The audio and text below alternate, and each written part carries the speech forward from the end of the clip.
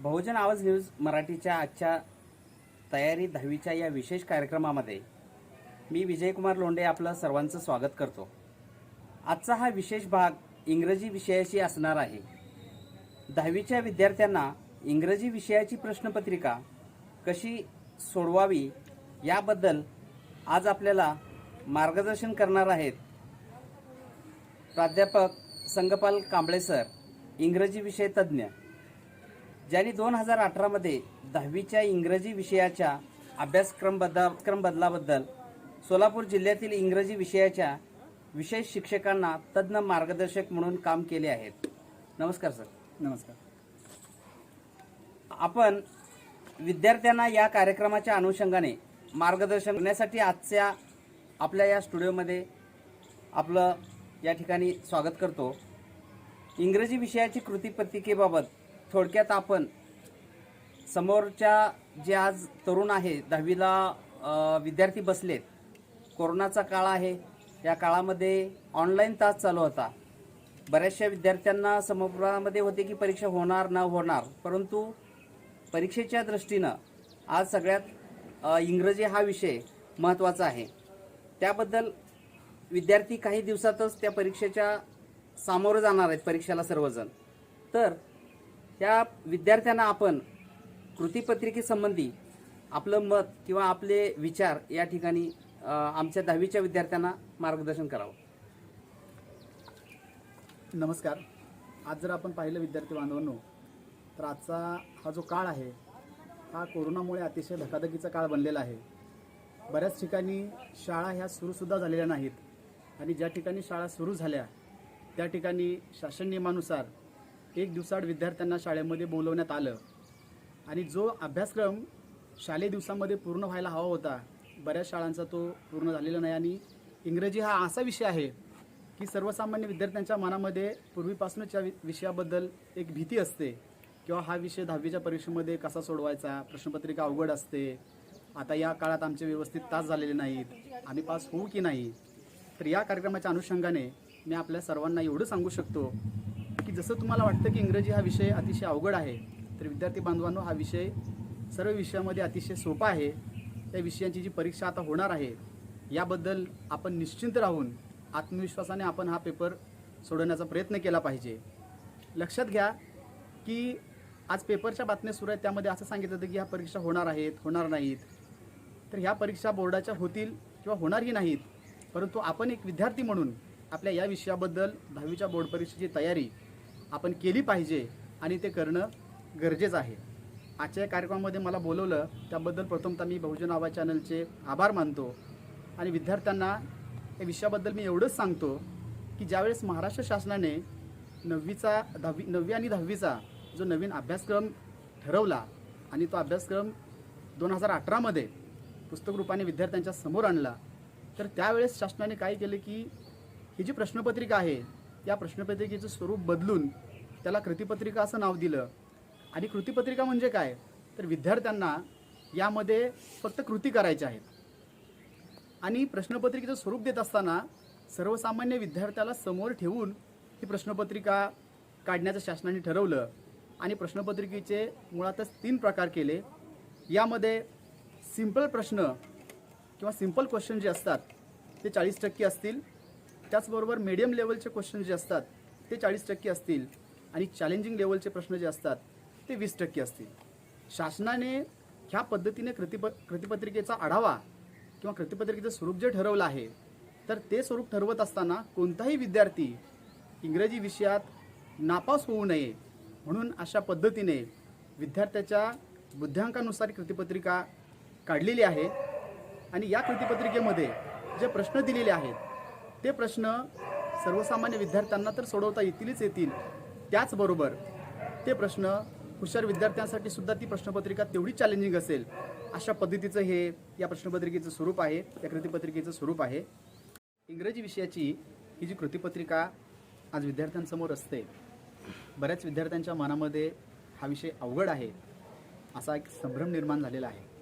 तर लक्षात घ्या विद्यार्थी बांधवांनो, आपल्याला ही कृतीपत्रिका अवघड वाटण्याचं सगळ्यात महत्त्वाचं कारण म्हणजे हे आहे की आपण अभ्यास करत असताना ही कृतीपत्रिका जी आहे ही समोर ठेवून कधीच अभ्यास करत नाही, आपण डायरेक्टली ॲज युज्युअल इंग्रजी विषयाचा अभ्यास करतो आणि त्यामुळे परीक्षेमध्ये ज्या काही गोष्टी आपल्या समोर येतात किंवा जे काही प्रश्न आपल्या समोर येतात ते आपल्याला अवघड वाटतात. तर इंग्रजी विषयाचा अभ्यास करण्यापूर्वी सर्व विद्यार्थ्यांनी कृतिपत्रिका समोर ठेवली पाहिजे. त्या कृतिपत्रिकेचे किती भाग पडतात हे पाहिलं पाहिजे. त्या कृतिपत्रिकेतले ते भाग त्यांच्या क्वेश्चननुसार त्यांना जे वेटेज आहे ते वेटेज विद्यार्थ्यांनी अभ्यासलं पाहिजे आणि कुठल्या प्रश्नाचा कशा पद्धतीने आपण अभ्यास केला पाहिजे हे एकदा का तुम्ही मनामध्ये ठरवलं तर तुम्हाला इंग्रजी विषयाची कृतिपत्रिका ही तितकीशी अवघड वाटणार नाही, ती अतिशय सोपी वाटेल.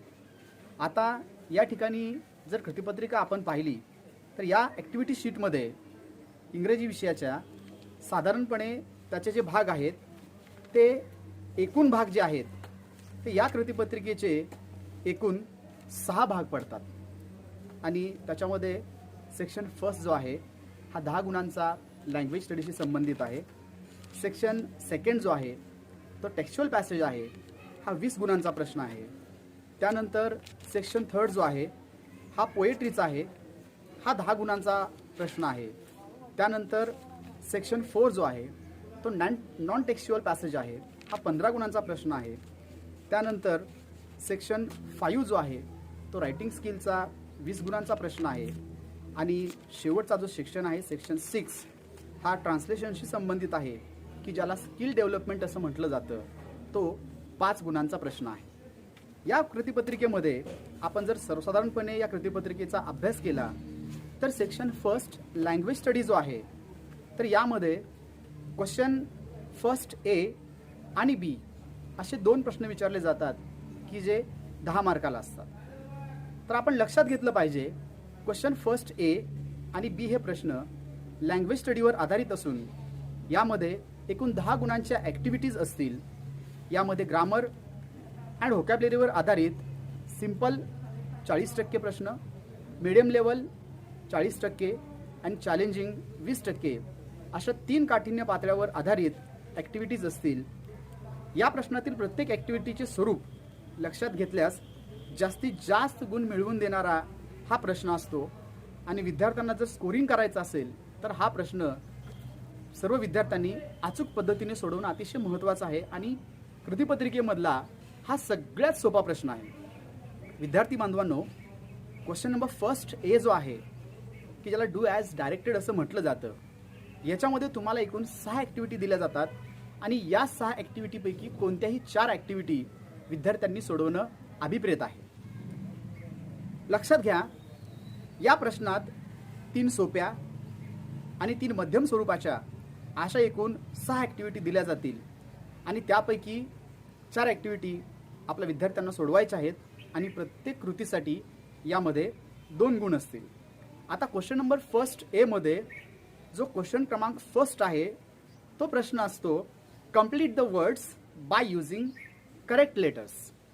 हा 2 गुणांना विचारला जाणारा प्रश्न आहे ॲक्टिव्हिटी शीटमधला. क्वेश्चन फर्स्ट ए मधला हा पहिलाच प्रश्न आहे. लक्षात घ्या, ही ॲक्टिव्हिटी नेमकी काय आहे तर या ॲक्टिव्हिटीमध्ये विद्यार्थ्यांना 4 शब्द विचारले जातात आणि या 4ही शब्दात रिकाम्या जागी योग्य अक्षरे लिहून अर्थपूर्ण शब्द तयार करायचे असतात. आता विद्यार्थ्यांसमोर सगळ्यात मोठा प्रश्न हा असेल की हे शब्द नेमके कुठले असतील. तर विद्यार्थी बांधवांनो, हे सगळे शब्द तुमच्या इंग्रजीच्या पुस्तकामधीलच असतील आणि ते सोपे असतील. कमीत कमी 4 ते 5 अक्षरांचे हे शब्द असतील आणि हे शब्द सहजपणे तुमच्या लक्षात येण्याजोगे असतील. त्यामुळे ही ॲक्टिव्हिटी ही एकदम सोपी ॲक्टिव्हिटी आहे. याच्यानंतरची नंबर 2चा जो प्रश्न आहे क्वेश्चन नंबर फर्स्ट ए मधील, तर तो प्रश्न आहे put the words in alphabetical order. आता अल्फाबेटिकल ऑर्डर जर आपण पाहिली तर इयत्ता 5वी पासून आपण हा प्रश्न आपल्या कृतिपत्रिकेमध्ये सोडवत आलेलो आहोत. त्यामुळे हा प्रश्न बहुतांश विद्यार्थ्यांना तितकासा अवघड जाईल असं मला वाटत नाही. कारण का तर या ॲक्टिव्हिटीमध्ये तुम्हाला 2 उपप्रश्न विचारले जातात. या ॲक्टिव्हिटीमध्ये दिलेल्या दोन्ही गटातील शब्द अल्फाबेटच्या योग्य क्रमाने लिहायचे असतात. यामध्ये जो पहिला प्रश्न तुम्हाला विचारला जातो त्या पहिल्या प्रश्नामध्ये वेगळ्या अक्षरापासून सुरू होणारे 4 शब्द तुम्हाला दिले जातात आणि ते 4 शब्द तुम्हाला आपल्या इंग्रजी वर्णमालेप्रमाणे ABCDE या पद्धतीने तुम्हाला अल्फाबेटिकली ते लावायचे असतात. आणि याच्यामध्ये जो दुसरा प्रश्न तुम्हाला विचारला जातो, ह्या दुसऱ्या प्रश्नामध्ये समान अक्षरांनी सुरू होणारे 4 शब्द असतात.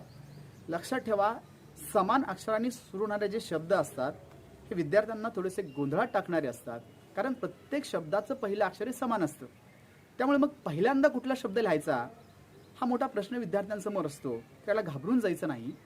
या ॲक्टिव्हिटीमध्ये जो दुसरा प्रश्न विचारलेला आहे, तर त्यावेळेस समान अक्षरांनी सुरू होणारे पहिले 4 शब्द असतील, तेव्हा विद्यार्थ्यांनी काय करायचं की पहिलं अक्षर सोडून त्याच्या नंतरचं जे अक्षर आहे त्या अक्षरापासून सुरुवात करायची आणि तिथून मग ज्या अक्षराचा जो शब्द पहिल्यांदा असेल तो 1 नंबरला लिहायचा, जो दुसऱ्यांदा येईल तो 2 नंबरला लिहायचा, जो वर्णमालेप्रमाणे 3 नंबरला येईल तो तिसऱ्यांदा लिहायचा आणि चौथ्यांदा असे 1, 2, 3, 4 अशा क्रमाने शब्द आपण या ठिकाणी लिहायचे. परंतु हा प्रश्न सोडवत असताना अतिशय बारकाईने विद्यार्थ्यांनी त्या शब्दांच्या अक्षरांकडे लक्ष दिलं पाहिजे. यानंतर यामध्ये उपप्रश्न तिसरा जो असतो तो आहे पंक्च्युएट द फॉलोविंग. लक्षात ठेवा, हाही 2 गुणांसाठी विचारला गेलेला अतिशय सोपा प्रश्न आहे. यात तुम्हाला तुमच्या 10वीच्या कोर्सबुकमधून 2 वाक्य दिली जातील आणि वाक्यांच्या प्रकारानुसार विरामचिन्हांचा वापर करून तुम्हाला ती वाक्य लिहायची असतात. आता वाक्याचे प्रकार नेमके कोणते असतात? सिंपल सेंटेन्स असेल, त्याचबरोबर इंट्रोगेटिव्ह सेंटेन्स असेल, त्याचबरोबर इम्परेटिव्ह सेंटेन्स असेल किंवा मग एक्सक्लामेटरी सेंटेन्स असेल. विद्यार्थ्यांनी एक गोष्ट लक्षात ठेवली पाहिजे की हा प्रश्न सोडवत असताना जास्तीत जास्त वाक्य हे डायरेक्ट स्पीच या सदरातील यामध्ये दिलेले असतात आणि ज्या विद्यार्थ्यांचा डायरेक्ट आणि इनडायरेक्ट स्पीच या व्याकरणविषयक भागाचा अभ्यास झालेला आहे, ज्यांचा या सदराचा सराव खूप झालेला आहे, त्या विद्यार्थ्यांना हा प्रश्न अतिशय सोपा जाईल. यानंतर याच्यामध्ये चौथा जो उपप्रश्न विचारला जातो तो चौथा उपप्रश्न असा आहे, make 4 words minimum 3 letters each using the letters in the word. आणि याच्यामध्ये पहा, तुम्हाला एक 8 ते 10 अक्षरांचा शब्द दिला जातो आणि या शब्दामधील कोणतीही 3 अक्षरं काढून तुम्हाला कमीत कमी 3 अक्षरी 4 शब्द याच्यामध्ये बनवायचे असतात. अतिशय सोपी ॲक्टिव्हिटी आहे ही, की जे शब्द तुम्हाला, ज्या शब्दांच्या स्पेलिंग तुम्हाला माहिती आहेत तशाच प्रकारचे शब्द तुम्हाला यामध्ये बनवता सुद्धा येतील. हा देखील 2 गुणांसाठी विचारला जाणारा प्रश्न आहे. त्यानंतर मगाशी आपण ज्या पद्धतीने उल्लेख केला की काठिण्य पातळी, तर त्याच्याशी संबंधित हे पुढचे 2 प्रश्न असतील. प्रश्न क्रमांक यातला उपप्रश्न क्रमांक 5 आणि उपप्रश्न क्रमांक 6. तर लक्षात घ्या, उपप्रश्न क्रमांक 5 जो आहे हा write the related words as shown in the example हा प्रश्न असतो. याच्यामध्ये प्रतिपत्रिकेमध्ये तुमच्यासमोर एक डायग्राम दिला जातो आणि त्या डायग्राममध्ये एखादं नाऊन असतं किंवा व्हर्ब्स असतं आणि त्याच्याशी संबंधित तुम्हाला 5 ॲडजेक्टिव्ह किंवा 5 ॲडवर्ब लिहायचे असतात. या ॲक्टिव्हिटीमध्ये दाखवलेल्या उदाहरणाच्या आधारे तक्त्यामध्ये दिलेल्या शब्दांशी संबंधित असलेले नाउन्स, ॲडजेक्टिव्ह्ज आणि ॲडवर्ब्स तुम्हाला लिहायचे असतात.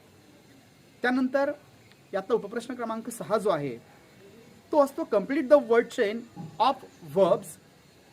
आणि मग त्याच्या पुढे त्याला जोडून एक प्रश्न असतो, add 4 words each beginning with the last letter of the previous word.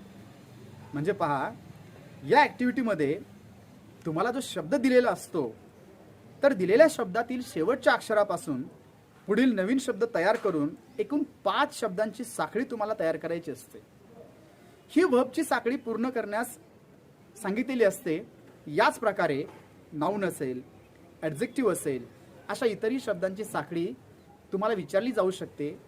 परंतु या ठिकाणी विद्यार्थ्यांनी एक गोष्ट लक्षात ठेवली पाहिजे, जर तुम्हाला नाऊनची साखळी विचारली तर पहिल्या शब्दाच्या नंतर येणारे 4ही शब्द हे नाऊनच असले पाहिजेत.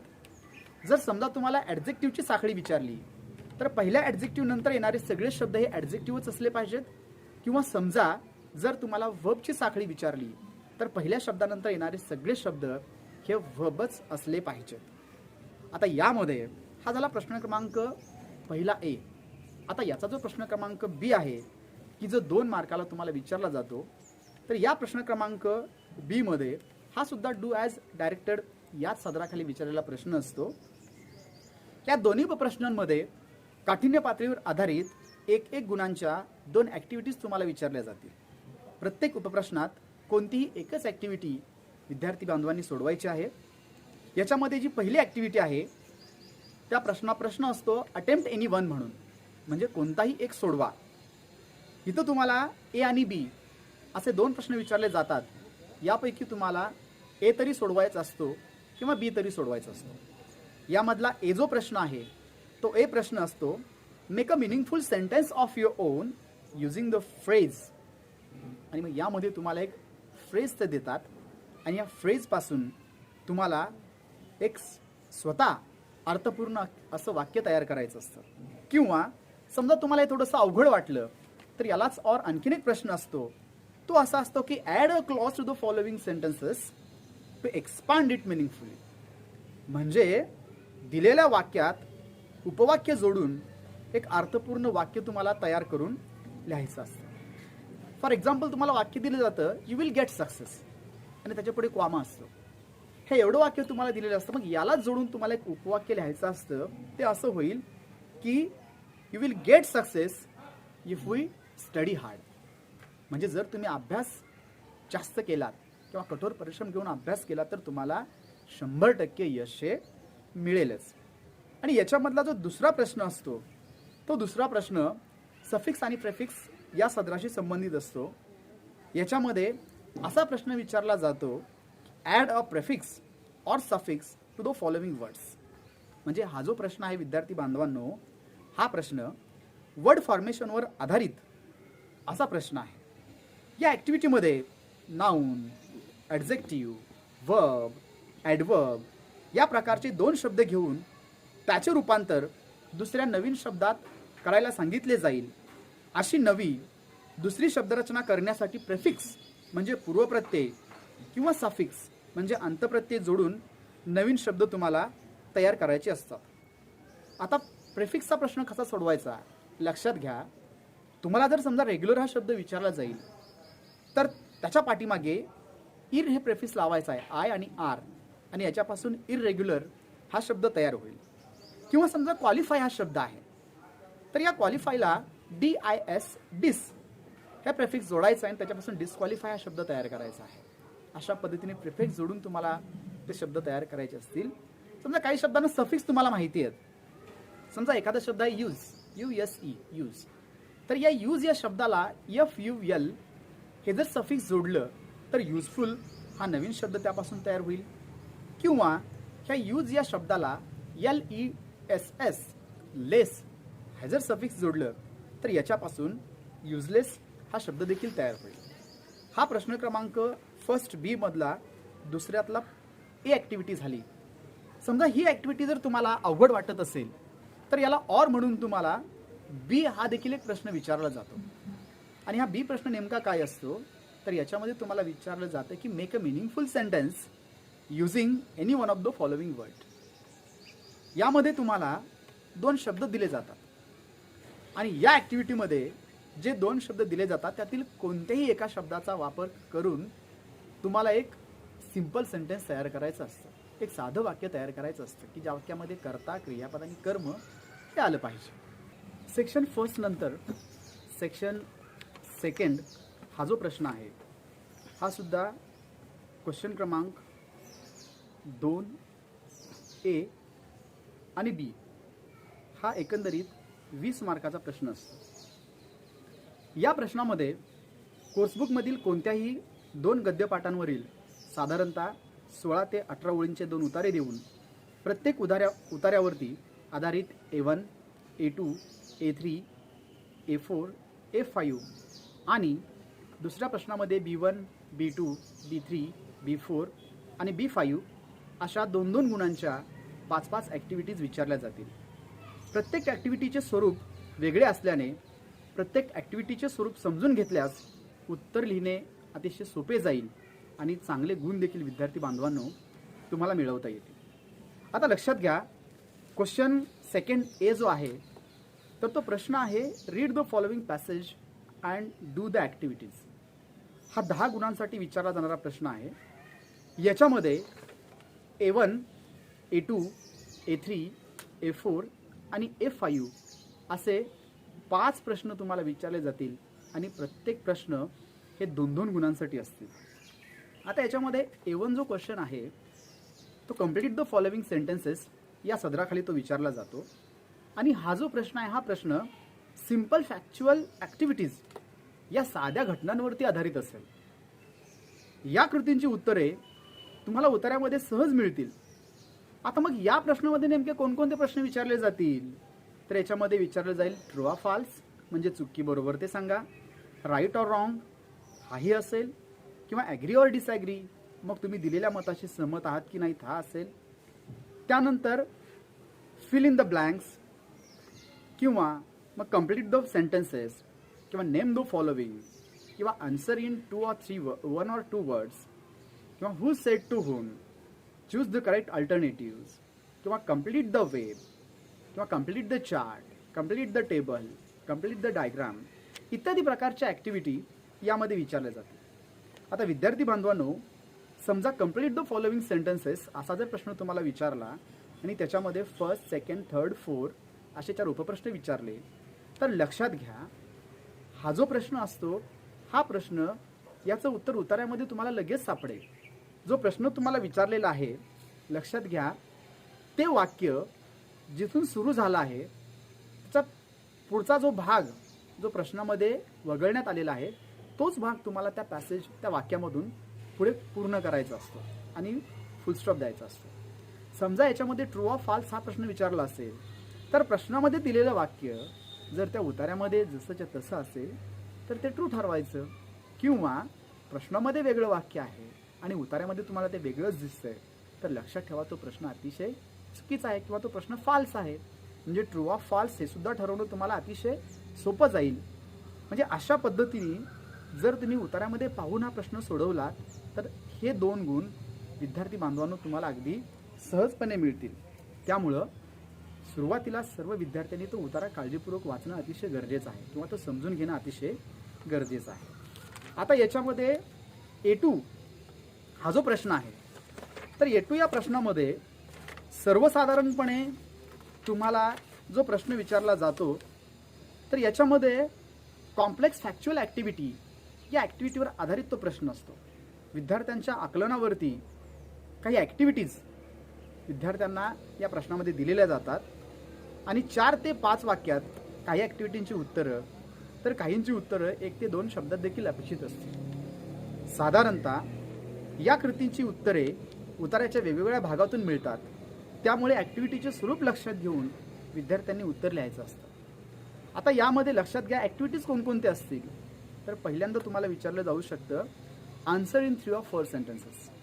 एखादा प्रश्न दिला जातो, एखादा प्रश्न विचारला जातो आणि त्याचं उत्तर कमीत कमी 3 ते 4 शब्दात लिहा असं तुम्हाला सांगितलं जातं, किंवा मग arrange the following sentences as per their occurrence in the passage. म्हणजे उतार्यामध्ये घडलेल्या घटनाक्रमानुसार खालील वाक्य क्रमाने लावा असा देखील प्रश्न तुम्हाला विचारला जातो। परंतु लक्षात घ्या ज्यावेळेस तुम्ही हे वाक्य क्रमाने लावत असता तेव्हा प्रश्नपत्रिकेमधील मूळ जो वाक्यांचा क्रम आहे त्या क्रमाच्या पाठीमागे जे ABCD असतं हे तुम्ही इकडे परत बदलता कामा नये। जर समजा तुम्ही ABCD प्रश्नपत्रिकेतला किंवा प्रतिपत्रिकेतला जर क्रम बदललात तर लक्षात घ्या तुमचं उत्तर चुकण्याची तिथं दाट शक्यता असते। किंवा याच्यामध्ये मग तुम्हाला complete the web, complete the chart, complete the table, complete the diagram अशा प्रकारचे प्रश्न असतात, किंवा फाइंड द प्रूफ असा सुद्धा प्रश्न यामध्ये विचारला जातो। जर विद्यार्थ्यांनी उत्तराचं पूर्णपणे आकलन व्यवस्थित जर केलं असेल तर हा प्रश्न देखील काही तितकासा अवघड आहे असं मला वाटत नाही। यानंतर ॲक्टिव्हिटी नंबर A3 याच्यामध्ये तुम्हाला शब्दार्थांवरती आधारित प्रश्न विचारले जातात। क्वेश्चन नंबर A3 जो आहे हा ॲक्टिव्हिटी बेस्ड किंवा व्होकॅब्युलरी बेस्ड हा क्वेश्चन आहे आणि यामध्ये इंग्रजी विषयाच्या शब्दसंपत्तीचं ज्ञान विद्यार्थ्यांना कितपत आहे हे तपासण्याचा त्याच्यामध्ये प्रयत्न केला जातो। आणि मग यामध्ये कुठल्या प्रकारे प्रश्न विचारले जातील लक्षात घ्या, प्रश्न कुठला विचारला जाईल हे जर तुम्हाला अगोदर समजलं तर त्याचं उत्तर काय असेल हे देखील विद्यार्थी बांधवांना लवकरात लवकर लक्षात येईल। आता याच्यामध्ये कुठकुठल्या प्रश्न असतात तर याच्यामध्ये एक प्रश्न विचारला जातो म्हणजे कुठला की फाइंड आउट सिमिलर वर्ड्स। याच्यामध्ये एकतर समानार्थी शब्द विचारले जातात किंवा मग मॅच द सिनोनियम्स असा प्रश्न असतो, किंवा विरुद्धार्थी शब्द असतात किंवा त्याचबरोबर हिडन वर्ड्स असतात, जंबल वर्ड्स असतात, complete the word grid, word puzzle, word cues अशा प्रकारचे प्रश्न असतात. किंवा मग पिकआउट ऑड मॅन असा देखील प्रश्न यामध्ये विचारला जातो किंवा वर्ड रजिस्टर असेल असे प्रश्न याच्यामध्ये विचारले जातात. तर लक्षात घ्या, जर विद्यार्थ्यांचं शब्दसंपत्तीचं ज्ञान हे पूर्ण आहे तर विद्यार्थ्यांना हा प्रश्न तितकासा अवघड जात नाही. विद्यार्थ्यांनी यासाठी पाठ्यपुस्तकातले शब्दही त्यांना तोंडपाठ असले पाहिजेत. शब्दांचा मराठी अर्थ काय असतो, शब्दांचे सिनोनियम्स काय असतात, त्याचे अँटोनियम्स काय असतात, त्याचबरोबर त्या शब्दांचा नाऊन फॉर्म काय होतो, व्हर्ब फॉर्म काय होतो, ॲडजेक्टिव्ह फॉर्म काय होतो, हे देखील विद्यार्थ्यांच्या लक्षात असणं किंवा तोंडपाठ असणं अतिशय गरजेचं आहे. त्याच्यानंतर A4 जी ॲक्टिव्हिटी आहे, डू ॲज डायरेक्टेड, ही ॲक्टिव्हिटी ग्रामरशी संबंधित आहे. आणि याच्यामध्ये कुठले प्रश्न विचारले जातात तर बहुतांश प्रश्न हे टेन्स या सदरावरती आधारित असतात. पण नॉट ओन्ली बट ऑल्सो असेल, चेंज द व्हॉइस असेल, डायरेक्ट स्पीच असेल, डिग्री असेल, अशा विविध ग्रामरच्या सदराशी संबंधित हे प्रश्न असतात. 2 गुणांसाठी हा प्रश्न विद्यार्थी बांधवांना विचारला जातो. तर यामध्ये विद्यार्थ्यांनी काय करायचं आहे की प्रश्नाच्या खाली जी सूचना दिली आहे त्या सूचनेप्रमाणे त्या वाक्याचं उत्तर लिहिणं अपेक्षित आहे. आणि जिथे जिथे तुम्ही बदल केलेला आहे त्या बदल केलेल्या प्रत्येक शब्दाच्या खाली त्या विद्यार्थ्यांनी अंडरलाईन केली पाहिजे.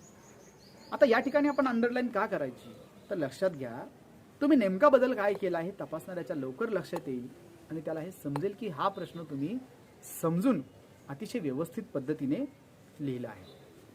आता ह्या टेक्स्च्युअल पॅसेजमध्ये सर्व विद्यार्थ्यांना सर्वात अवघड वाटणारा जर कुठला प्रश्न असेल तो म्हणजे 2 गुणांसाठी विचारला जाणारा पर्सनल रिस्पॉन्सचा प्रश्न. आता बहुतांश विद्यार्थ्यांना असं वाटतं की पर्सनल रिस्पॉन्सचा जो प्रश्न असतो हा पर्सनल रिस्पॉन्सचा प्रश्न हा खूप अवघड असतो आणि ते आम्ही लिहिणं काही शक्यच नाही. तर विद्यार्थी बांधवांनो असं काहीच नसतं. कुठलाही प्रश्न अवघड नसतो.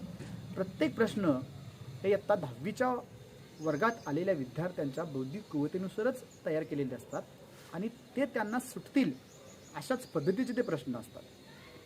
या पर्सनल रिस्पॉन्स या सदरामध्ये वैयक्तिक प्रतिसादावर आधारित ॲक्टिव्हिटीचे उत्तरं 4 ते 5 वाक्यात आणि स्वतःच्या शब्दात लिहिणं विद्यार्थ्यांनी अपेक्षित आहे. आता यामध्ये तुम्हाला 2 प्रकारचे प्रश्न विचारतात. एक म्हणजे येस नो टाईप क्वेश्चन आणि दुसरं म्हणजे WH क्वेश्चन. विद्यार्थ्यांना लक्षात घ्या, हा असा प्रश्न आहे की याचं उत्तर जर तुम्ही उतार्यामधून शोधून लिहाल तर ते उत्तर तुम्हाला उतार्यामध्ये सापडणार नाही. उतार्याचं आकलन झाल्यानंतर, उतारा समजून घेतल्यानंतर तुम्हाला या प्रश्नाचं उत्तर लिहिता येईल. आता याच्यामध्ये प्रश्न काय असतो लक्षात घ्या. जर तुम्हाला प्रश्न येस नो टाईपचा विचारला गेला तर प्रश्न असा असेल की do you like animals and why. आता डू यू लाईक ॲनिमल्स हा जो प्रश्न आहे तर विद्यार्थी काय करतात की या प्रश्नाचं उत्तर फक्त येस किंवा नो यामध्ये लिहितात.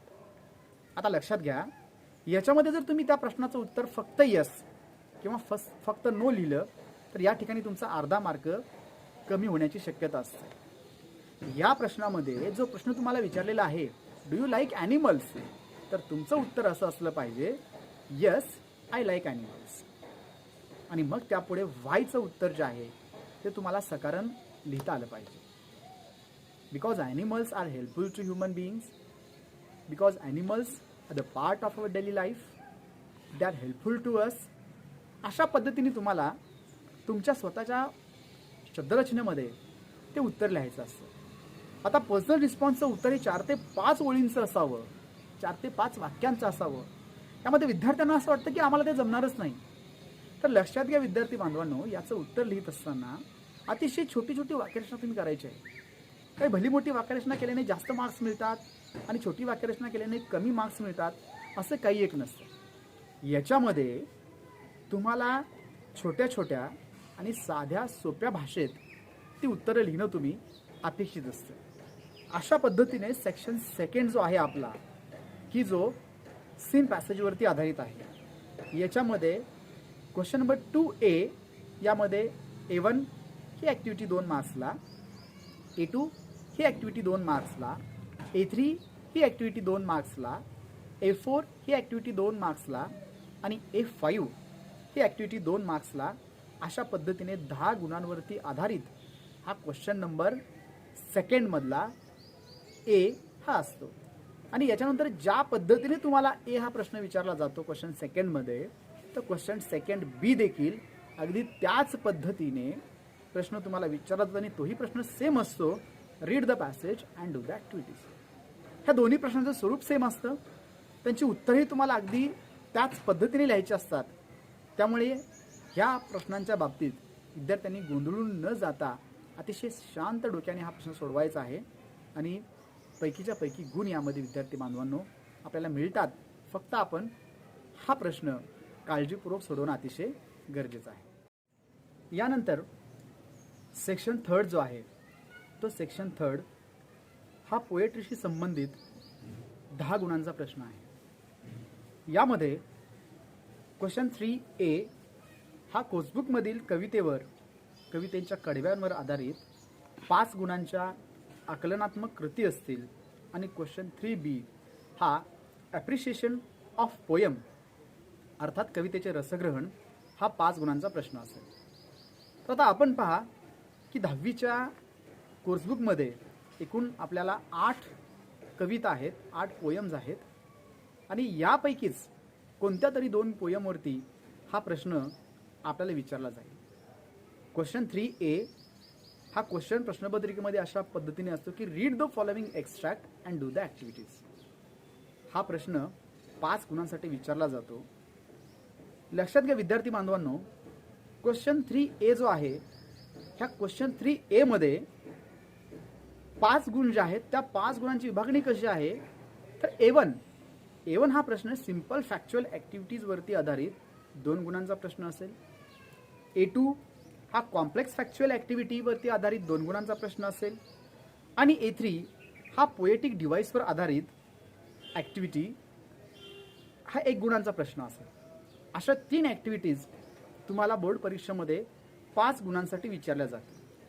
आता A1 प्रश्न नेमका काय असतो किंवा हा क्वेश्चन नेमका कशा पद्धतीने विचारला जातो, तर लक्षात घ्या हा क्वेश्चन विचारताना असं विचारतात की choose the correct alternatives and complete the sentences. आता choose the correct alternative and complete the sentence याचा अर्थ असा होतो की योग्य तो पर्याय निवडा आणि वाक्य पुन्हा लिहा. ही सिंपल फॅक्च्युअल ॲक्टिव्हिटी आहे. त्या A1 मध्ये फर्स्ट अँड सेकंड असे 2 उपप्रश्न तुम्हाला विचारले जातात आणि ते प्रत्येकी 1-1 गुणांसाठी असतात. आता सिंपल फॅक्च्युअल ॲक्टिव्हिटी जी आहे या सोप्या कृतीची उत्तरे तुम्हाला क्वेश्चन पेपरमध्ये दिलेले जी कवितेची कडवी आहेत त्या कडव्यामध्ये तुम्हाला ती सहजपणे सापडतात आणि ही उत्तरे सूचनेनुसार काही शब्दात किंवा एका वाक्यात अचूक प्रकारे लिहायची असतात. या प्रश्नांसाठी उत्तराचे पर्याय हे त्या प्रश्नांच्या खाली दिलेले असतात. त्यामध्ये पाहून योग्य तो पर्याय आपल्याला निवडायचा असतो आणि ती कृती पूर्ण करायची असते.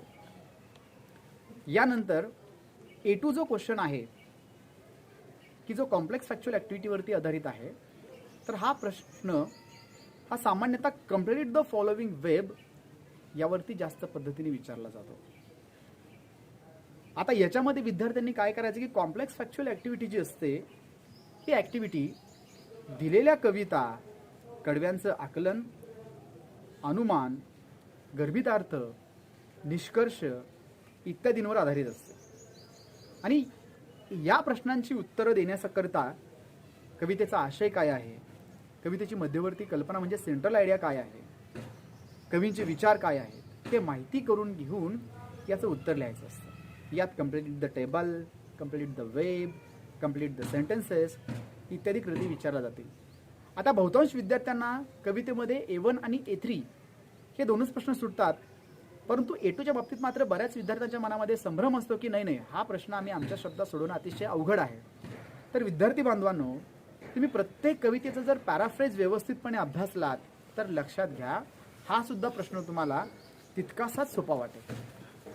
कवितेचा पॅराफ्रेज आपण अभ्यासल्यानंतर आपल्याला कवितेचा आशय काय आहे हे लक्षात येईल, कवितेची सेंट्रल आयडिया काय आहे हे लक्षात येईल, कवीला त्या कवितेतून नेमकं काय सांगायचं आहे आपल्याला हे देखील आपल्याला त्यातून समजेल. तर लक्षात घ्या, याच्यामध्ये जो प्रश्न आता आपल्याला A2 मध्ये विचारला जातो, तर याच्यामध्ये असाही प्रश्न असतो की write any 4 advice that poet has given in stanza number 1. मग याच्यामध्ये कवीने त्या कवितेमधून आपल्याला काय सल्ला दिलेला आहे आणि पहिल्या कडव्यामध्ये नेमका काय सल्ला आहे ते आपल्याला यामध्ये शोधून लिहायचं असतं. यासाठी कवितेचा पॅराफ्रेज आपण काळजीपूर्वक पद्धतीने अभ्यासणं अतिशय गरजेचं आहे. किंवा मग याच्यामध्ये एखादा टेबल दिला जातो, एखादी वेब दिली जाते आणि त्या पद्धतीने आपल्याला तो टेबल किंवा वेब हा कवितेतून पाहून पूर्ण करायचा असतो. आता याच्यामध्ये A3 जी ॲक्टिव्हिटी आहे, हे A3 ॲक्टिव्हिटी ही एकतर रायमिंग वर्डशी संबंधित असते किंवा ती डिस्क्रायबिंग वर्डशी संबंधित असते. आता बहुतांश विद्यार्थ्यांना रायमिंग वर्ड हे अतिशय साध्या पद्धतीने समजतात देखील आणि त्याचा त्यांचा सराव देखील भरपूर झालेला असतो. परंतु डिस्क्रायबिंग वर्डच्या बाबतीत मात्र विद्यार्थी थोडेसे चुकतात आणि विद्यार्थ्यांना नेमकं कळत नाही की डिस्क्रायबिंग वर्ड म्हणजे काय. तर लक्षात घ्या, डिस्क्रायबिंग वर्ड याला आपण सर्वसाधारण इंग्रजी भाषेमध्ये ॲडजेक्टिव्ह असं म्हणतो, विशेषण असं म्हणतो. कवितेतील A3 या ॲक्टिव्हिटीमध्ये प्रश्नामध्ये जो शब्द तुम्हाला दिलेला असतो त्या शब्दाचा डिस्क्रायबिंग वर्ड जर तुम्हाला शोधून लिहायचा असेल तर लक्षात घ्या विद्यार्थी बांधवांनो, तो शब्द कवितेमध्ये जिथं आहे, ज्या ओळीमध्ये आहे, त्या ओळीमध्ये त्याच शब्दाच्या पाठीमागे जो शब्द असतो तो त्या शब्दाचा डिस्क्रायबिंग वर्ड असतो. यामध्ये आपण एवढं गोंधळून जाण्याची कुठलीही परिस्थिती किंवा कुठलाही संदर्भ येणार नाही. आपण गोंधळून जायचं नाही की डिस्क्रायबिंग वर्ड नेमके कुठे असतात. तर डिस्क्रायबिंग वर्ड सुद्धा त्या कवितेमधलाच शब्द असतो की जो शब्द दिलेल्या शब्दाचं वर्णन करणारा असतो. थोडक्यात आपण त्याला विशेषण असं म्हणतो, ॲडजेक्टिव्ह असं म्हणतो.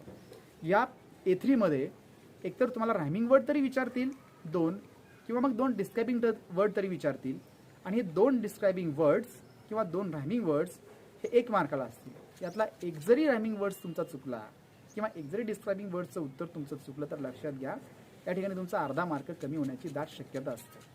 त्यामुळे याचं उत्तर लिहित असताना कविता व्यवस्थित वाचूनच, त्याचं व्यवस्थित अंडरस्टँडिंग करूनच आपण ते उत्तर लिहायचं असतं.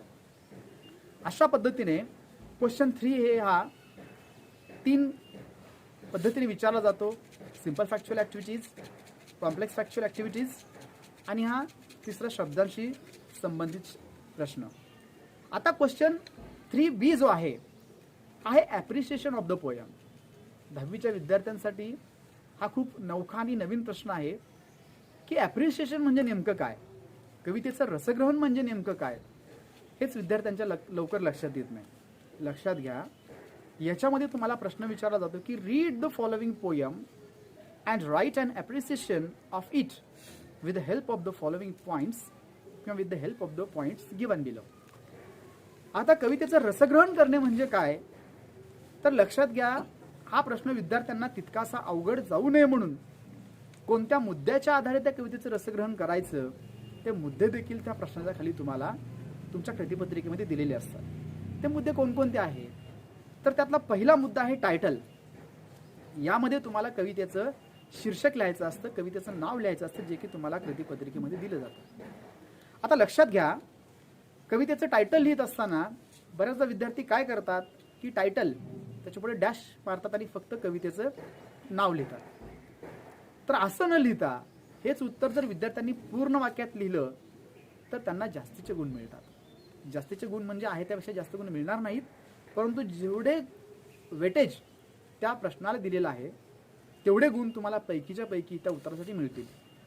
एखादं कविता आहे, समजा त्या कवितेचं जर प्रश्न तुम्हाला विचारला तर त्या कवितेचं नाव लिहित असताना the title of the poem is आणि मग त्याच्या पुढे सिंगल अवतरण चिन्हामध्ये त्या कवितेचं नाव लिहायचं आणि फुल स्टॉप द्यायचा. जर तुम्ही अशा पद्धतीने उत्तर लिहिलात तर त्याचा अर्ध्यापैकी अर्धा मार्क तुम्हाला या ठिकाणी मिळेल. पण फक्त जर तुम्ही कवितेचं नाव लिहिलं तर मार्क देणारा जो तुमचा परीक्षक असतो तो थोडासा विचार करून मार्क देईल किंवा यांनी हे उत्तर पूर्ण वाक्यात दिलेलं नाही म्हणून. त्यामुळं प्रतिपत्रिका सोडवत असताना आपल्याला जास्तीचे जास्तीत मार्क हे कशा पद्धतीने मिळतील याचा अतिशय बारकाईने विचार करून आपण ते उत्तर लिहायचं असतं. म्हणून कवितेचं रसग्रहण करत असताना त्याचं जेव्हा क्वेश्चन 3Bचं आन्सर तुम्ही लिहिता तेव्हा ते आन्सर लिहित असताना पहिल्यांदा पॉईंट नंबर 1 टाकायचं स्टार करून टायटल आणि त्याच्या पुढे डॅश करून लिहायचं की the title of the poem is आणि मग ज्या कवितेवरती तो प्रश्न विचारलेला आहे त्या कवितेचं नाव तुम्हाला त्यापुढे लिहायचं आहे आणि फुल स्टॉप द्यायचा आहे. असं जर तुम्ही प्रश्न लिहिलात किंवा असं जर उत्तर तुम्ही लिहिलं त्या प्रश्नाचं तर तुम्हाला अर्ध्यापैकी अर्धा मार्क मिळेल.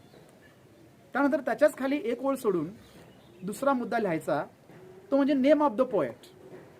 आता नेम ऑफ द पोएट हा जो पॉइंट आहे याच्यामध्ये फक्त कवितेचंच नाव नाही लिहायचं, तर त्याचं उत्तर लिहित असताना अशा पद्धतीने लिहायचं की this poem is written by, आणि मग जो कवी असेल पॅब्लो नेरुदा असतील किंवा आणखीन कोणी असेल तर त्या कवीचं नाव त्या पुढं आलं पाहिजे. फक्त जर कवीचं नाव तुम्ही लिहिलं तर इथं देखील तुमचे गुण कमी जास्त होण्याची शक्यता असते. त्यानंतर तिसरा जो प्रश्न आहे तो आहे राहीम स्कीम. आता कवितेतील राहीम स्कीम लिहित असताना हा अतिशय सोपा प्रश्न आहे. आता एखाद्या कवितेची राहीम स्कीम कशी लिहायची लक्षात घ्या.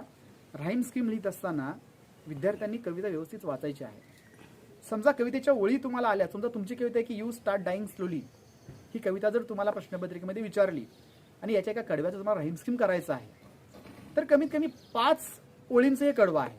त्याच्यामधलं पहिली जी ओळ आहे ती अशी आहे की if you avoid to feel passion and the turbulent emotions those which make your eyes glisten and your heart beat fast you start dying slowly, अशा पद्धतीचं ते कडवं असेल तर लक्षात घ्या या कडव्यातल्या पहिल्या ओळीचा जो शेवटचा शब्द आहे पॅशन, ह्याला तुम्ही ए असं साईन द्यायचं आहे.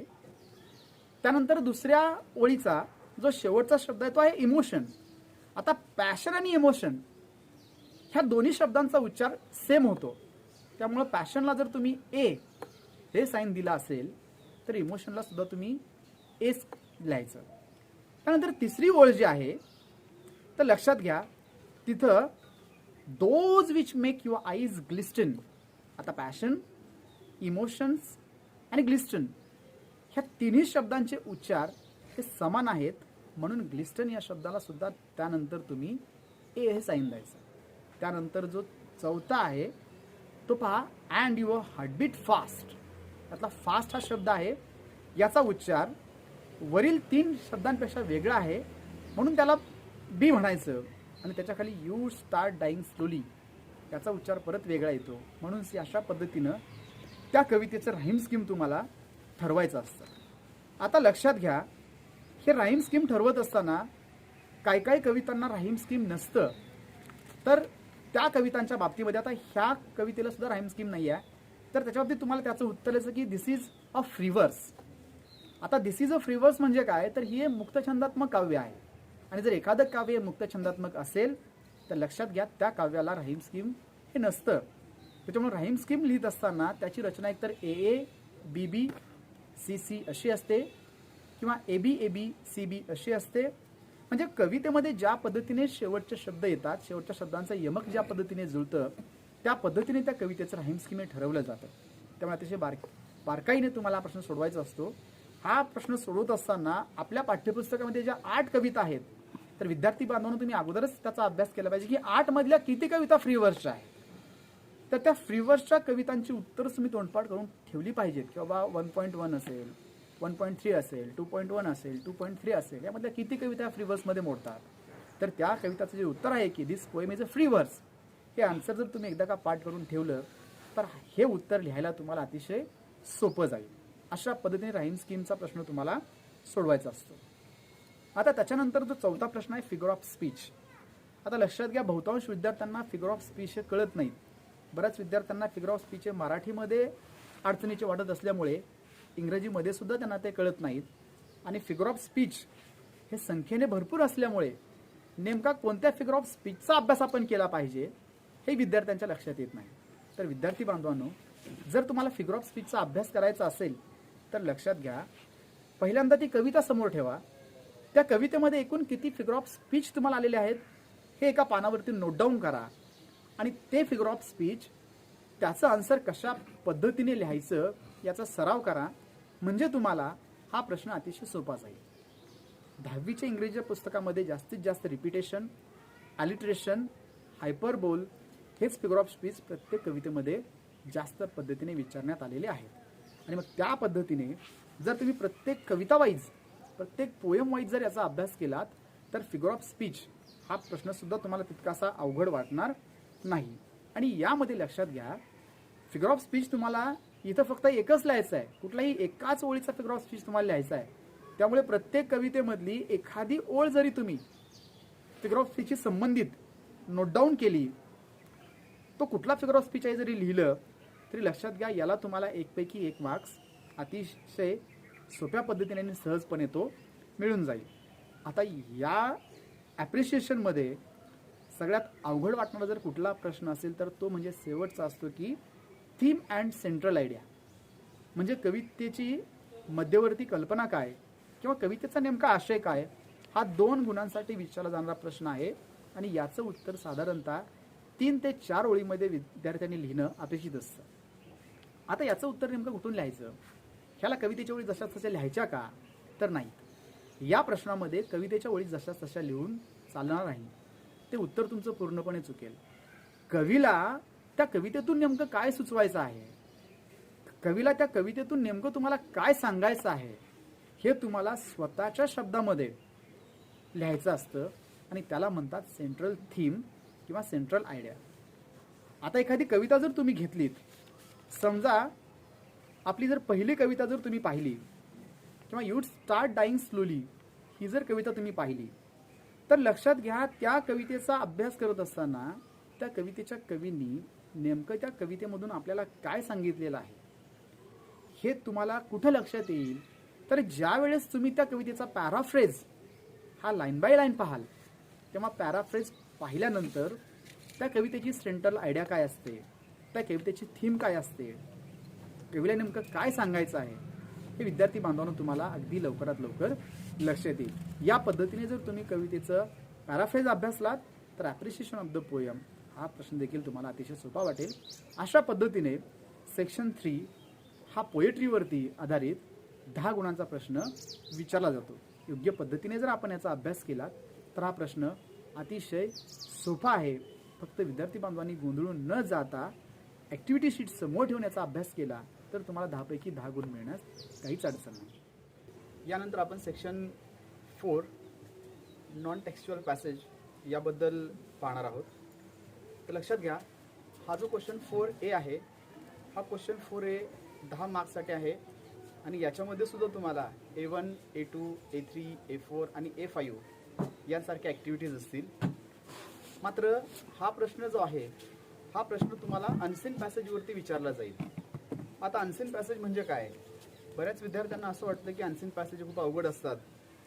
का अवघड असतात? किंवा हे पॅसेज विद्यार्थ्यांनी एकतर सराव केलेले नसतात किंवा मग हे सगळे नवीन पॅसेज असतात की जे विद्यार्थ्यांनाही परीक्षेमध्ये प्रथमताच पाहिलेले असतात. तर विद्यार्थी बांधवांनो, हे जे अनसीन पॅसेज तुम्हाला परीक्षेमध्ये विचारले जातात, तर हे अनसीन पॅसेज हे नवीन नसून जे शब्द तुम्हाला अवगत आहेत त्या शब्दावरती आधारितच हे पॅसेज असतात. इयत्ता 10वीच्या विद्यार्थ्यांची आकलन क्षमता लक्षात घेऊनच बोर्ड अशा प्रकारचे पॅसेज त्या प्रश्नपत्रिकेमध्ये टाकते. तर विद्यार्थ्यांनी यालाही घाबरून जायचं काही कारण नाही. यासुद्धा पॅसेजमध्ये जे प्रश्न विचारले जातात, मगाशीच तुम्हाला ज्या पद्धतीने सांगितलं की सीन पॅसेजची जी प्रश्नांची रचना आहे, अगदी त्याच पद्धतीने हे देखील प्रश्न असतात.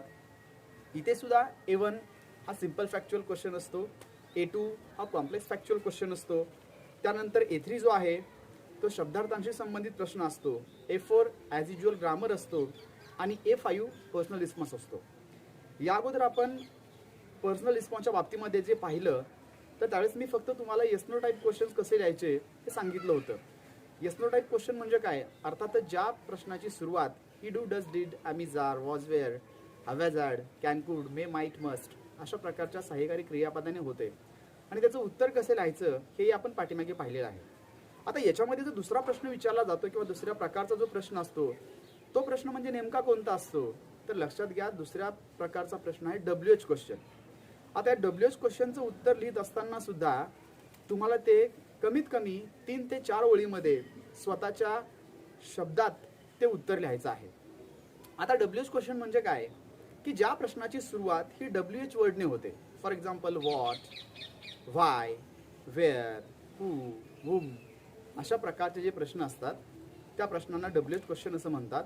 आणि WH क्वेश्चन या प्रश्नाचं उत्तर लिहित असताना ते उत्तर पॅसेजशी निगडीत असतं परंतु दिलेला पॅसेज हा विद्यार्थ्यांना किती आकलन झाला आहे वा विद्यार्थ्यांना तो कितपत समजला आहे हे विद्यार्थ्यांनी लिहिलेल्या उत्तरावरून लक्षात येतं. बऱ्याचशा विद्यार्थ्यांना हे उत्तर म्हणजे अतिशय अवघड वाटतं, परंतु विद्यार्थी बांधवांनो याचंही उत्तर तितकंसं अवघड नसतं. फक्त एक गोष्ट तुम्ही लक्षात ठेवायची आहे की या प्रश्नाचं उत्तर लिहित असताना प्रश्न नेमका काय विचारलेला आहे हे लक्षात घेऊन त्याचं उत्तर हे अतिशय छोट्या छोट्या 3 ते 4 शब्दांचं एक वाक्य असे 4 वाक्यामध्ये जरी तुम्ही उत्तर लिहाल तरी तुम्हाला हे उत्तर कसं लिहायचं हे कळेल. आणि याचं उत्तर लिहित असताना जितका सराव तुमचा जास्त होईल तितका हा प्रश्न तुम्हाला अतिशय सोपा वाटेल.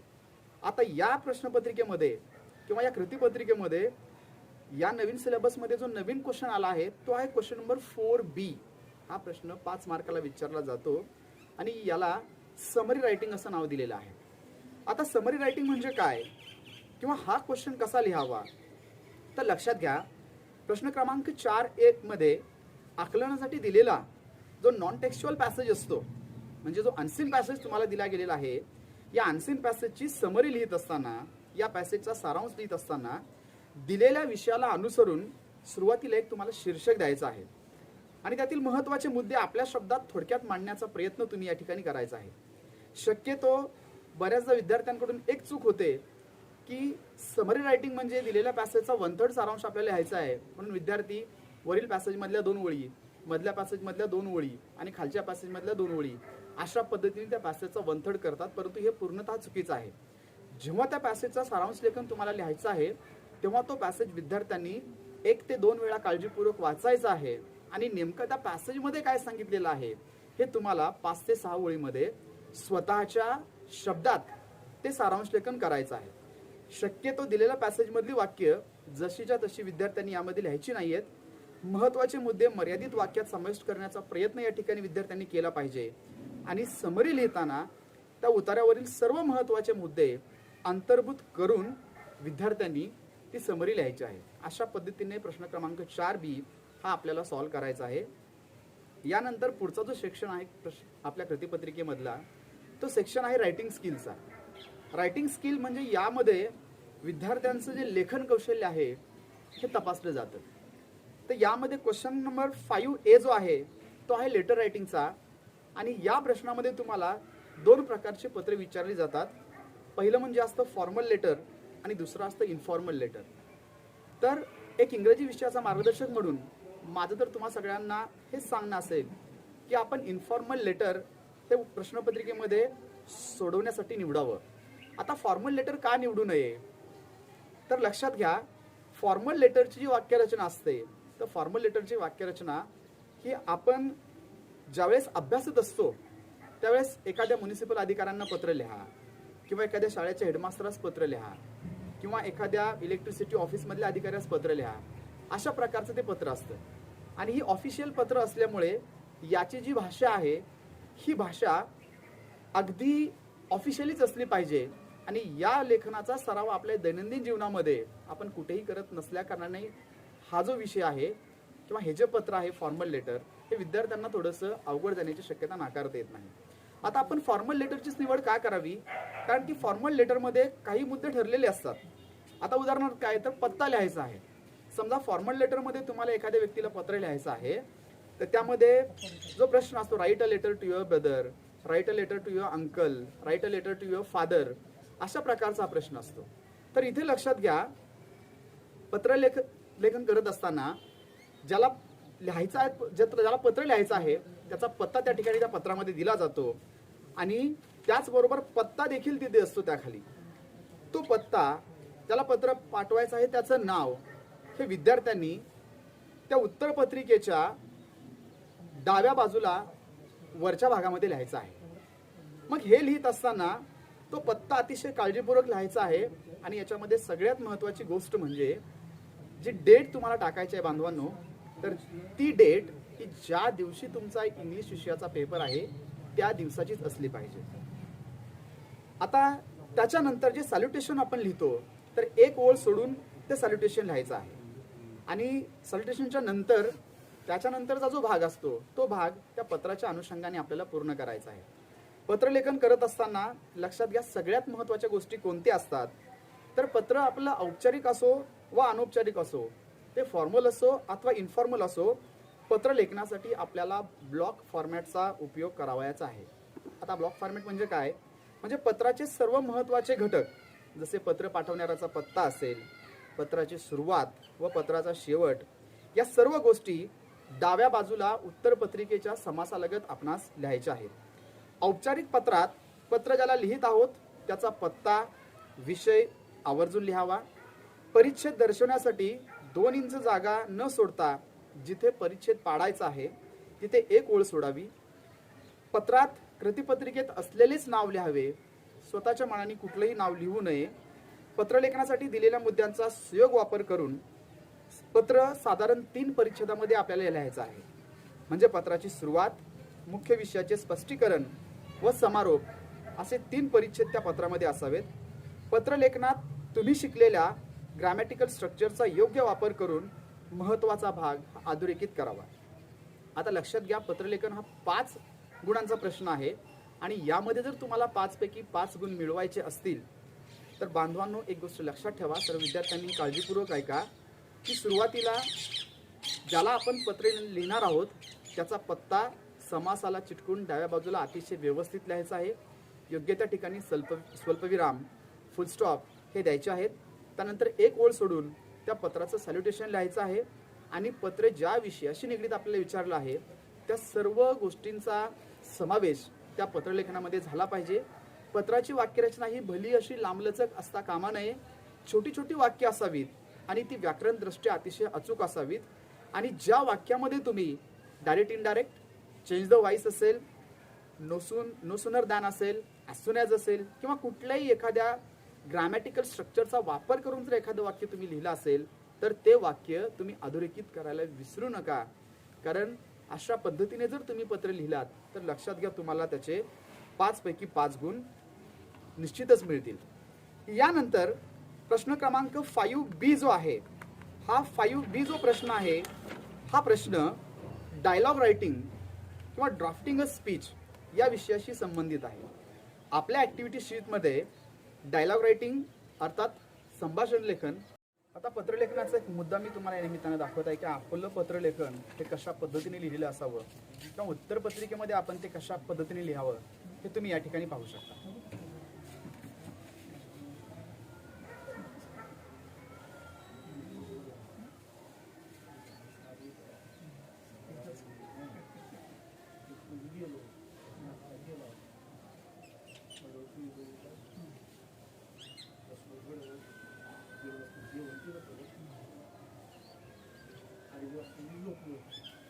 आता यानंतर आपल्या प्रश्नपत्रिकेमध्ये जो क्वेश्चन 5B असतो, हा 5B डायलॉग रायटिंग किंवा ड्राफ्टिंग अ स्पीच या प्रकारात विचारला जातो. याच्यामध्ये तुम्हाला B1 और B2 अशा 2 ॲक्टिव्हिटीज दिल्या जातात. अगदी लेटरमध्ये सुद्धा तशाच A1 किंवा A2 ह्या ॲक्टिव्हिटी दिल्या जातात. आता क्वेश्चन 5B जो आहे, हा क्वेश्चन 5B लिहित असताना आपण कुठल्या प्रकारची काळजी घेतली पाहिजे तर लक्षात ठेवा, यामध्ये B1 हा जो प्रश्न आहे, हा B1 प्रश्न हा संवाद लेखनाचा असेल आणि तो लिहिताना आपण पुढील मुद्दे विचारात घेतले पाहिजेत. आता हे जे संवाद लेखन आहे, हे संवाद लेखन पूर्णपणे आपल्या कोर्सबुकमधीलच असेल.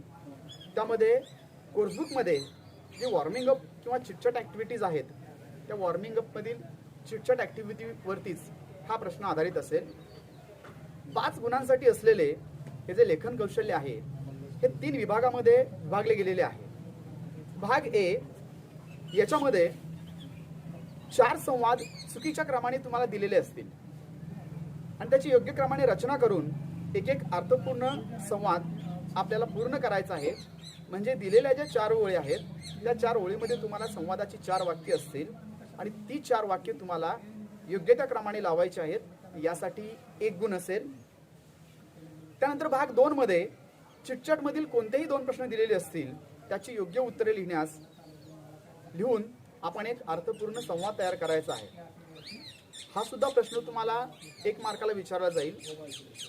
त्यानंतर जो याच्यामधला भाग सी मधला जो प्रश्न आहे, तो प्रश्न पाठ्यपुस्तकावरीलच कोणत्या तरी धड्यावर किंवा कवितेवर आधारित एक थीम तुम्हाला दिलेली असेल आणि त्या थीमवर आधारित दोन व्यक्तीमधील काल्पनिक संवाद आपल्याला लिहायचे असतात.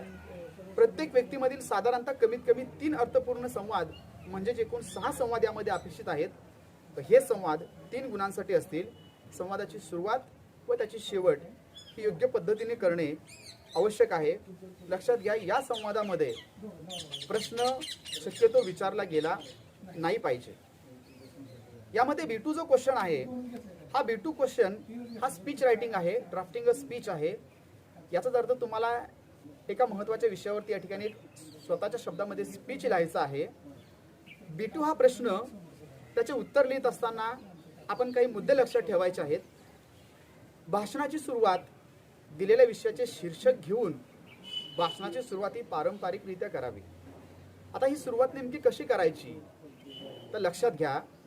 समजा तुम्हाला विषय दिलेला आहे प्रजासत्ताक दिनाचा, रिपब्लिक डेचा, आणि त्या विषयावरती तुम्ही बोलणार आहात. तर ज्या पद्धतीने आपण मराठीमध्ये एखाद्या भाषणाची सुरुवात करतो की आजच्या कार्यक्रमाचे सन्माननीय अतिथी, प्रशालेचे मुख्याध्यापक आणि इथे जमलेल्या माझ्या सर्व विद्यार्थ्यांनो आणि विद्यार्थिनींनो, अशा पद्धतीने मराठीमध्ये जी आपण सुरुवात करतो त्याच पद्धतीने इंग्रजीमध्ये सुद्धा अशी सुरुवात झाली पाहिजे की honourable chief guest, our honorable principal and dear teachers and all my dear friends. अशा पद्धतीने त्या भाषणाची सुरुवात असली पाहिजे. म्हणजे भाषण करत असताना नेमकं विषय कुठला आहे त्या विषयाशी संबंधितच 10 ते 12 ओळीमध्ये आपल्याला तो परिच्छेद त्या ठिकाणी लिहायचा आहे.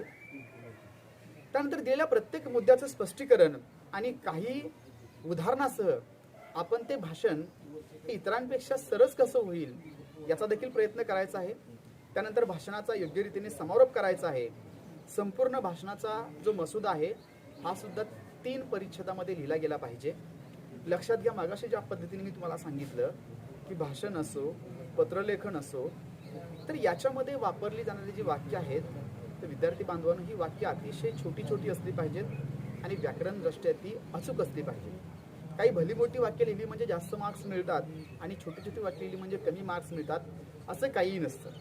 तुम्ही तुमच्या स्वतःच्या शब्दामध्ये त्या विषयाची मांडणी कशा पद्धतीने केलेली आहे यावर आणि व्याकरणदृष्ट्या जर तुमचा लेखन हे अचूक असेल तर त्यावर तुम्हाला त्याचे मार्क्स मिळतात. आता लक्षात घ्या, त्यानंतर क्वेश्चन 6A जो आहे तो आहे इन्फॉर्मेशन ट्रान्सफर. याच्यामध्ये तुम्हाला क्वेश्चन 6A मध्ये A1 और A2 हे एकमेकाला और ॲक्टिव्हिटीज असतील. जर विद्यार्थ्यांना A1 ॲक्टिव्हिटी हार्ड वाटली तर त्यांनी A2 ॲक्टिव्हिटी सोडवावी. ज्या विद्यार्थ्यांना A2 ॲक्टिव्हिटी हार्ड वाटली तर त्यांनी A1 ॲक्टिव्हिटी सोडवावी. आता लक्षात ठेवा, A1 ॲक्टिव्हिटी काय असते तर नॉन व्हर्बल टू व्हर्बल. आता नॉन व्हर्बल टू व्हर्बल म्हणजे काय तर या प्रश्नामध्ये तुम्हाला एक टेबल किंवा चार्ट किंवा फ्लो चार्ट किंवा टी डायग्राम किंवा वेब दिलं जातं. म्हणजे एखादा तक्ता, प्रवाह तक्ता, वृक्षालेख किंवा जाल तक्ता तुम्हाला हे दिला जातो आणि या तक्त्यांच्या स्वरूपामध्ये एक माहिती दिलेली असते आणि या माहितीच्या आधारे तुम्हाला 1-2 छोटे परिच्छेद लिहिणे अपेक्षित असतं. दिलेल्या आकृतीमधील सर्व मुद्द्यांचा समावेश त्या पॅसेजमध्ये लिहिणं गरजेचं असतं. आता लक्षात घ्या, आपण जर विद्यार्थ्यांचा विचार केला तर काही शब्दावरून पॅसेज तयार करणे किंवा ट्री डायग्रामवरून पॅसेज तयार करणे, वेबवरून पॅसेज तयार करणे, फ्लोचार्टवरून पॅसेज तयार करणे, लक्षात घ्या मोजक्या शब्दावरून 2 ते 3 परिच्छेदांचा पॅसेज तयार करणे हे थोडंसं जरी कठीण वाटत असलं तर विद्यार्थ्यांनी माझ्या मते क्वेश्चन नंबर 6A2 याची निवड करावी उत्तर लिहित असताना. आता A2 ची निवड का करावी तर लक्षात घ्या, याच्यामध्ये तुम्हाला एक 10 ते 15 ओळींचा पॅसेज दिला जातो आणि त्याच्यावरून तुम्हाला व्हर्बल टू नॉन व्हर्बल करायचं असतं. म्हणजे या प्रश्नामध्ये परिच्छेदाच्या स्वरूपात दिलेली जी माहिती असते त्याच्यावरून तुम्हाला मोजक्याच शब्दामध्ये एखादा table chart, web chart, T diagram किंवा फ्लो चार्ट इत्यादी स्वरूपामध्ये ती माहिती मांडणं अभिप्रेत असतं. आणि लक्षात ठेवा, ही माहिती असते ती सांख्यिकीय स्वरूपात असते कधी कधी, तर कधी कधी ती शाब्दिक स्वरूपात असते. म्हणजे एकदा का तुम्हाला पॅसेज जर समजला तर पॅसेज लक्षात आल्यानंतर, पॅसेज अंडरस्टँडिंग झाल्यानंतर ही माहिती त्या तक्त्यामध्ये भरणं अतिशय सोपं असतं. आणि म्हणून विद्यार्थ्यांनी काय करावं की क्वेश्चन 6A2 या प्रश्नाची निवड लिखाणाकरता करावी. जर का तुम्ही अशा प्रकारचे 2 ते 3 प्रश्न जर घरी सोडवले तर चौथा प्रश्न कसा सोडवावा याचं आकलन तुम्हाला लवकरात लवकर होईल आणि हा सुद्धा प्रश्न तुम्हाला जास्तीचे मार्क मिळवून देणारा प्रश्न आहे असं मला वाटतं.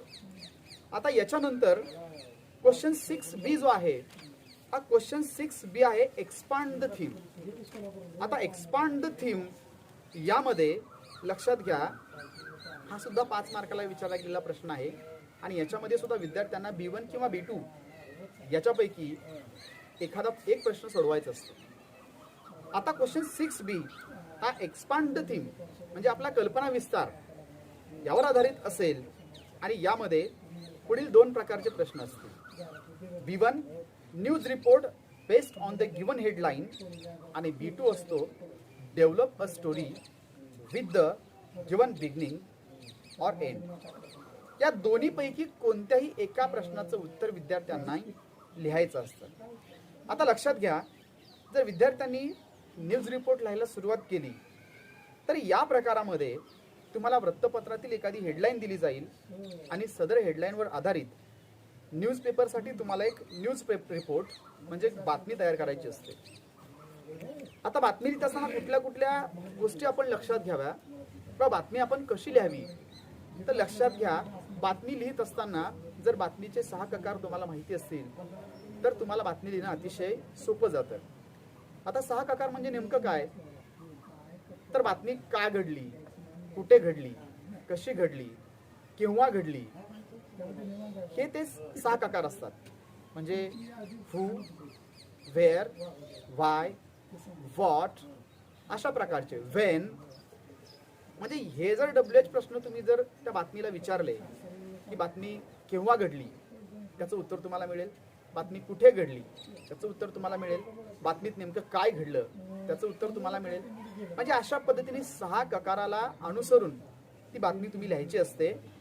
लक्षात घ्या बातमी लिहित असताना पॅसिव्ह व्हॉइसच्या वाक्यांचा उपयोग आपल्याला बातमीमध्ये करायचा आहे.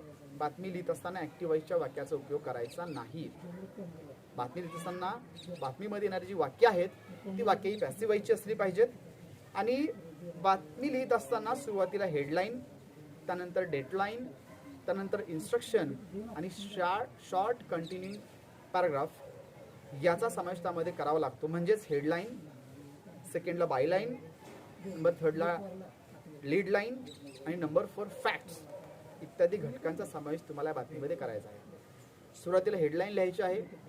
हेडलाईनच्या खाली एक ओळ सोडून ती बातमी कुठे घडली त्या शहराचं नाव लिहायचं आहे. त्याच्या पुढे ज्या दिवशी बातमी घडली त्याचे डेट लिहायचे आहे आणि खाली मग बातमी नेमकी काय घडली, कुठे घडली, कशी घडली, केव्हा घडली ते आपल्याला आपल्या शब्दामध्ये लिहायचं आहे. समजा बातमी तयार करणं किंवा पॅसिव्ह व्हॉइसमध्ये ती लिहावी लागते, छोटी वाक्य असावी लागतात, व्याकरणदृष्ट्या ती अचूक असावी वाटते. हे जर विद्यार्थ्यांना अवघड वाटलं तर विद्यार्थ्यांसमोर आणखी एक पर्याय येतो म्हणजे प्रश्न क्रमांक B2चा.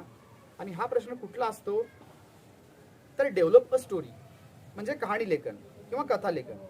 या लेखन प्रकारामध्ये तुम्हाला दिलेल्या सुरुवातीच्या किंवा शेवटच्या वाक्याच्या आधारे विद्यार्थ्यांनी स्वतःची कल्पनाशक्ती, सर्जनशीलतेचा वापर करून एखादी कथा लिहायची आहे आणि ही कथा लिहित असताना कथेमधली सर्व वाक्ये ही पास्ट टेन्स मधली असली पाहिजे.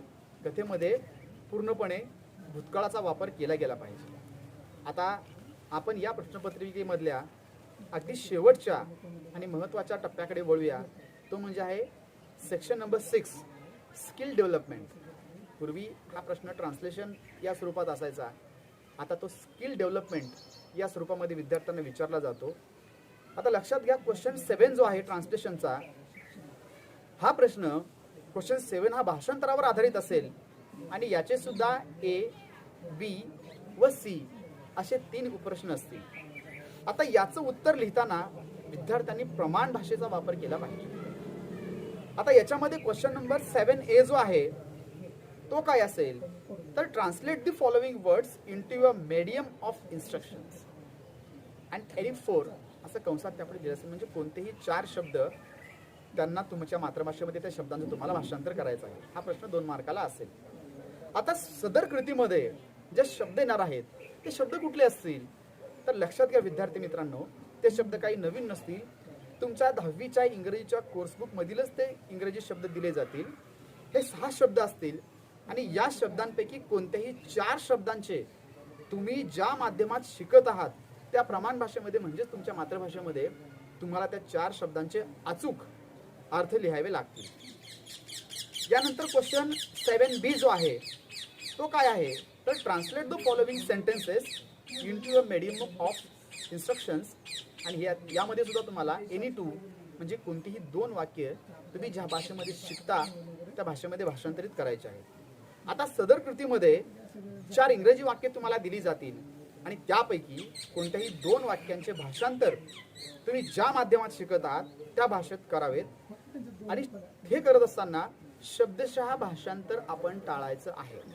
विद्यार्थ्यांनी प्रत्येक शब्दाचा शब्दशः मराठीत अर्थ न लिहिता आपल्या भाषेमध्ये त्या वाक्याचा संपूर्ण अर्थ लिहायचा. त्यानंतर यातला जो क्वेश्चन 7 आहे तो आहे ट्रान्सलेट द फॉलोइंग आयटम और proverb into your medium of instructions. याच्यामध्ये कुठल्याही एका वाक्प्रचाराचा किंवा म्हणीचा तुम्हाला काय करायचं आहे, तुम्ही ज्या भाषेमध्ये ज्या माध्यमामध्ये शिकत आहात त्या माध्यमामध्ये त्या भाषेतील वाक्प्रचार किंवा म्हण तुम्हाला लिहायची आहे. इथे सुद्धा आपण शब्दशः भाषांतर टाळायचं आहे. विद्यार्थ्यांनो लक्षात घ्या, अशा पद्धतीनं उत्तरपत्रिका कसं लिहावं किंवा ती कशी सोडवायची हे मी तुम्हाला या माध्यमातून सांगितलेलं आहे. आता हे सगळं ऐकल्यानंतर तुम्ही जर या प्रश्नपत्रिकेचा जास्तीत जास्त सराव केलात तर लक्षात घ्या, ही प्रश्नपत्रिका जरी इंग्रजी विषयाची असली, ही प्रश्नपत्रिका जरी फॉरेन लँग्वेजची असली तरी देखील तुम्हाला ती सर्व विषयामध्ये अतिशय सोपी वाटेल.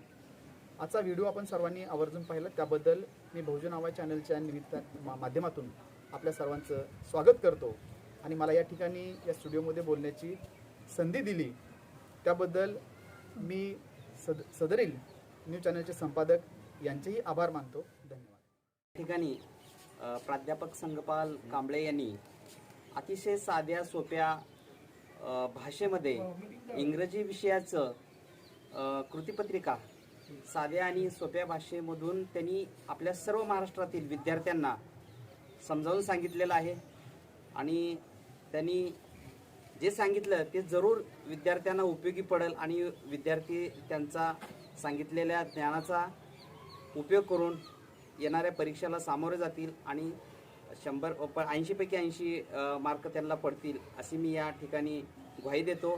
या ठिकाणी प्राध्यापक संगपाल कांबळे यांनी बहुजन आवाज न्यूज चॅनलला त्यांनी 10वीची कृतीपत्रिका सराव कशी करायची त्याबद्दल मार्गदर्शन केलात, त्याबद्दल न्यूज चॅनलच्या वतीनं आभारी आहे. धन्यवाद.